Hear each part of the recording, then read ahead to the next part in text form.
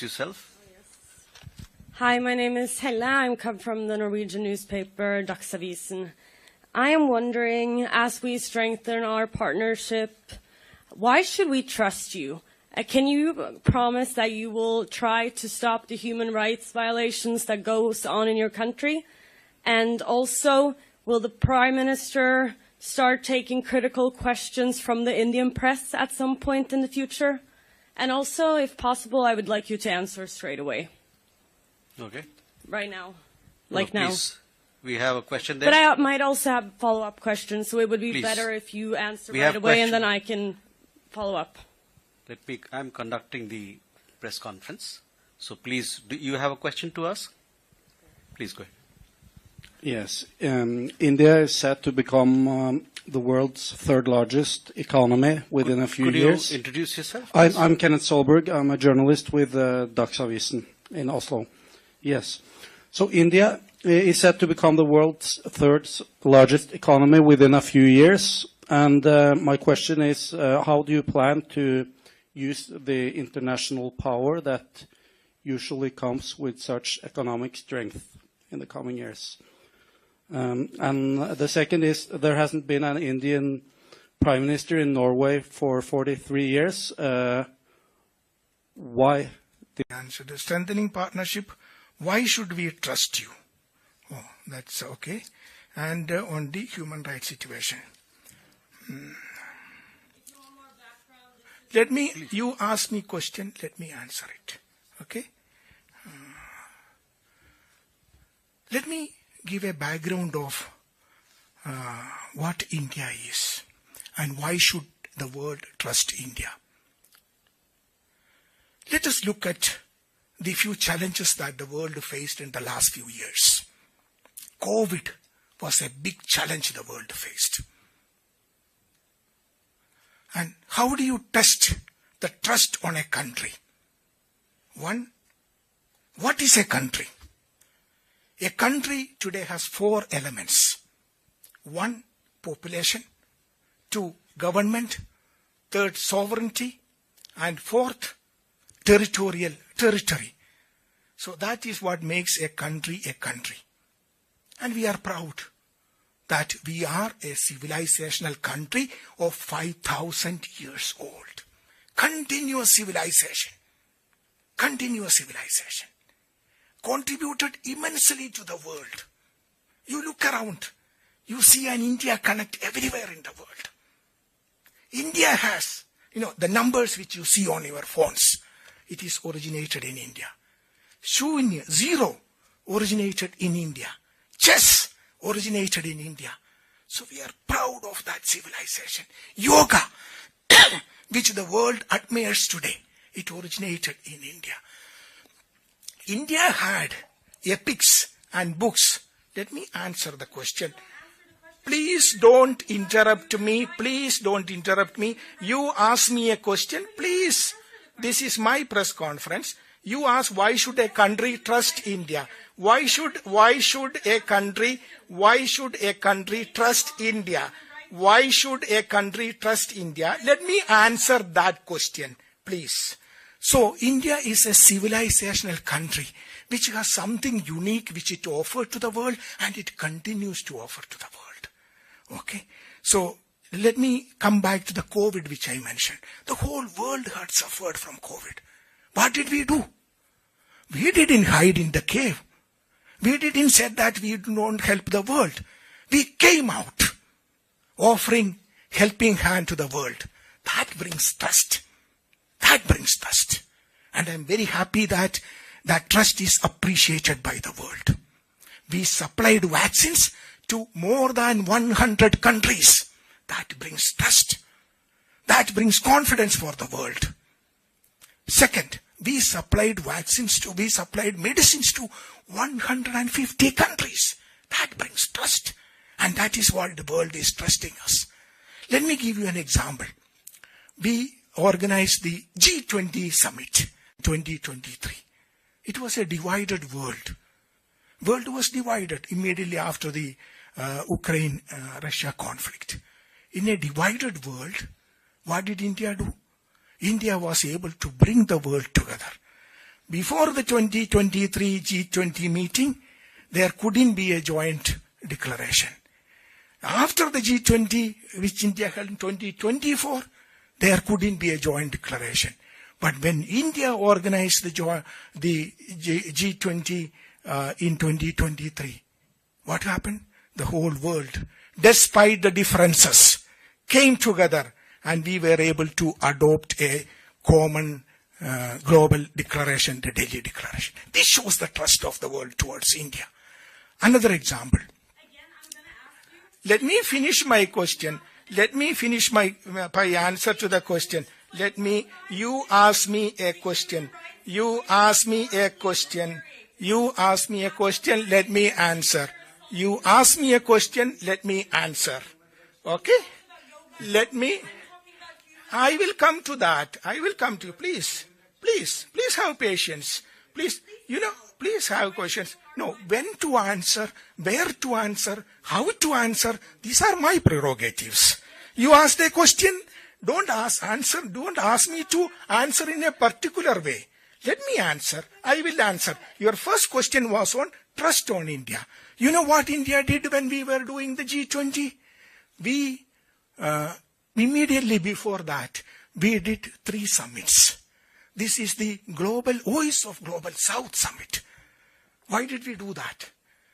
125 countries participated in the summit when my Honorable Prime Minister did that summit. We used that summit to understand and appreciate the challenges that the Global South faces. We were able to understand it, appreciate it, and bring those challenges and their aspirations to the main table of the G20. This is appreciated. This is what brings trust to the table. Then what did we do? First time in the history of G20, we were able to get African Union as a permanent member of G20. This brings trust to the table because we were able to get the aspirations and challenges of the entire African continent, which was ignored, brought to the main table of G20. This brings trust to the world, and that is what we enjoy. We recently organized the AI Summit, Artificial Intelligence Impact Summit. Again, the trust the world has on India was visible there. First time in the history of AI Summit, we had a summit where large number of 20 world leaders came and participated in it. What did my Prime Minister said? We want a human-centric AI, which helps the entire humanity. That is what India is, and that is what is appreciated by the world. That brings in trust to the world. Now she has left. On the issue which is human rights, let me mention this.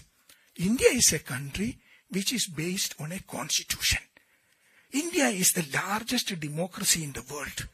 Last time when we had the democracy, we had the elections in India, the participation was almost 1 billion people.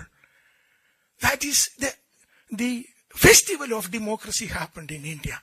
And India is a country, very few countries in the world has that, where there is a peaceful transfer of power happens, and it happens in India. So India has a constitution, which I'm sure that some of you are aware of. It was established immediately after our freedom struggle. Again, a freedom struggle led by Mahatma Gandhi. Peaceful way. Peaceful, non-violent. That is why the United Nations celebrate his birthday, October 2nd, and International Non-Violence Day.